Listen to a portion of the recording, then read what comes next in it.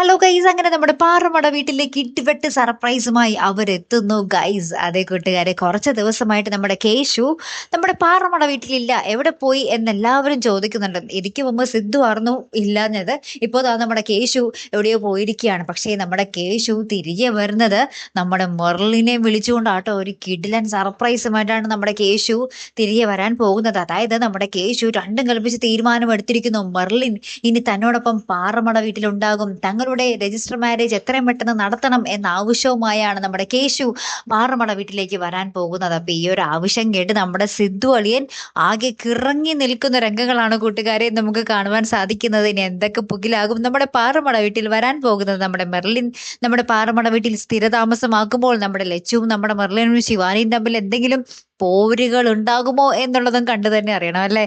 കാത്തിരിക്കാട്ടോ. അടുത്തൊരു വീഡിയോയുമായി വരുന്നത് വരയ്ക്കും ഗുഡ് ബൈ.